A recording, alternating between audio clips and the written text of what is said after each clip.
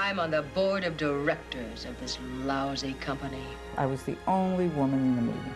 I intend to stay with it. And the men used to make me laugh. I mean, these are old stories, but it was funny. We assumed that with your husband gone, you would no longer want to be on the board.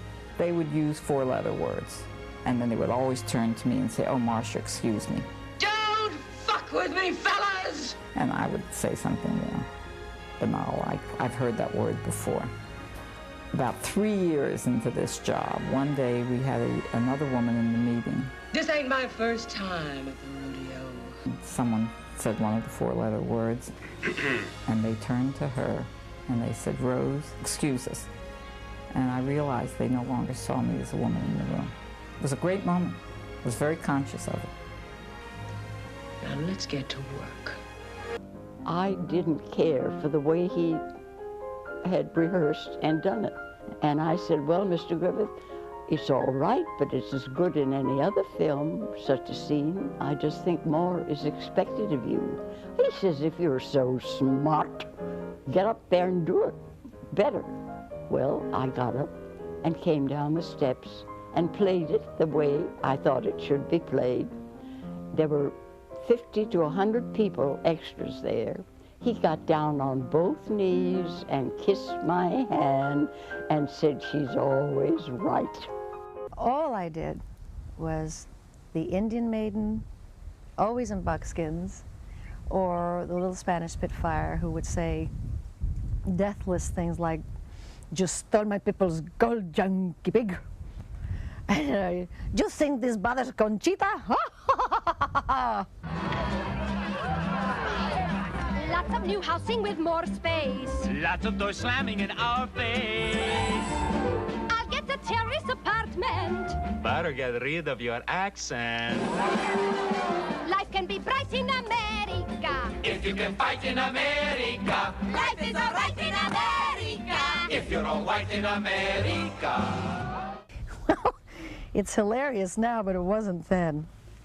And what it says about the film industry is, I think, a true indictment. Women are less prejudiced against in our business, meaning the movie business, than any business that exists in the United States today. Union boss at the time told me point blank that I'd get in over his dead body. He said, "My wife don't drive a car, you're not going to operate a camera." So right after his funeral, I got in. For many, many, many years, and we're talking 25, 30 years, every time I went into a new lab, I had to prove all over again that I knew when the timing was off on something. I knew when a print I had okayed was not being matched. In effect, you have to learn more. It's very much like being a black, you have to be better. If you're a black and a woman, you're really in deep shit. Almost never have I seen any examples of prejudice. When I began, I was sent into an office, and the producer said to me, "How dare the head of the studio send a Tootsie Roll in here to do this job?" And I said, "Wait a minute, I am not sleeping with the head of this studio."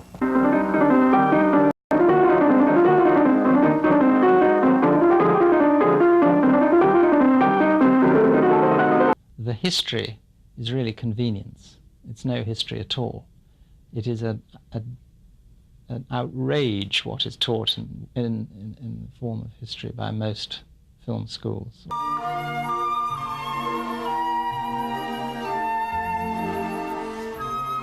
Adolf Zukor was one of the cleverest men in the business, but he was outclassed by Mrs. Pickford at every turn.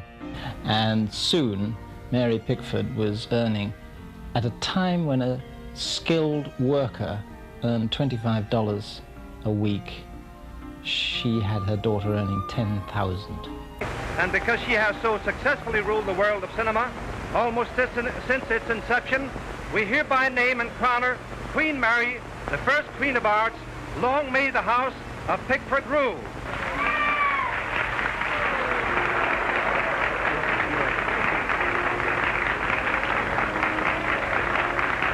But she was really what you would now call an executive producer.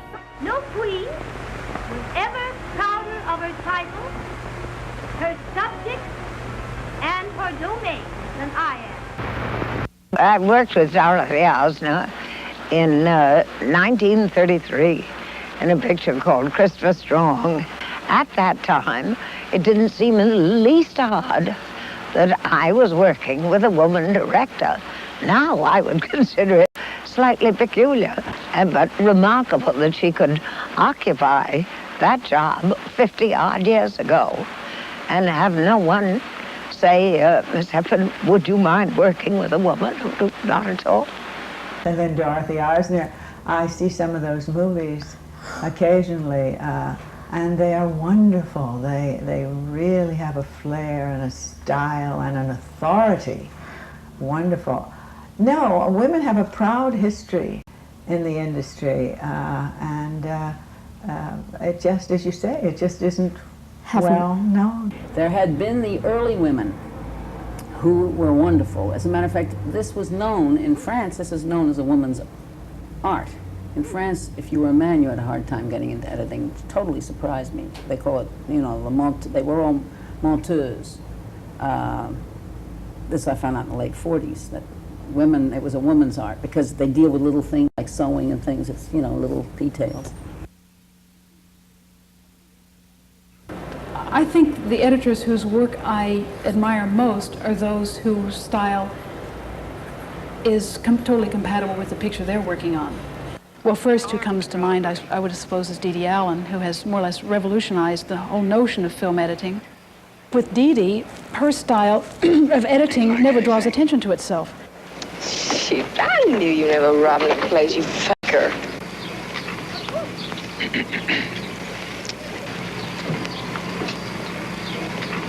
If the editing broke new ground, it was because Arthur was saying, to hell with the match. I want it faster, faster, faster.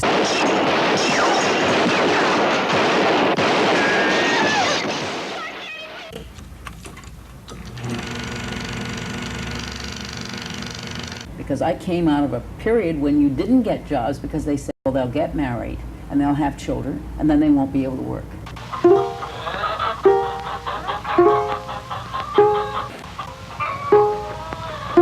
Дедушка, почему земля круглая? Дедушка, почему? I've always felt that I was an outsider, and that was the right place for me to be, and I'm happy in that place. I've always taken enormous chances with my own career and losing everything. I did lose everything. I couldn't have been happier to lose everything. When? When I was blacklisted. I mean, it was a very mixed feeling. On the one hand, I was hurt and destroyed, and on the other hand, it was an enormous feeling of freedom.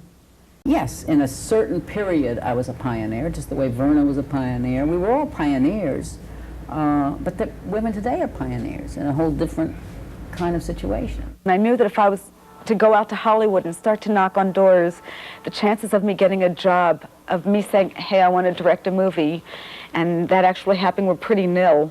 So I figured no one's going to give me the opportunity but myself, so I better make it happen for myself. You can't name 5 women directors in the world, and I couldn't. I could name one, that was it. But that didn't seem to me to be a reason not to pursue it. I guess I'm a pretty determined person.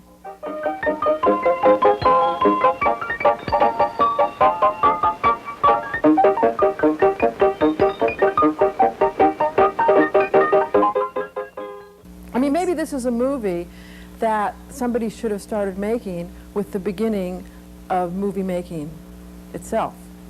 I mean, maybe that would have encouraged more women to make movies or participate in making movies in some way. If somebody were actually, you know, documenting it or writing about it or talking about it and not pushing it off into some corner as though it's not happening.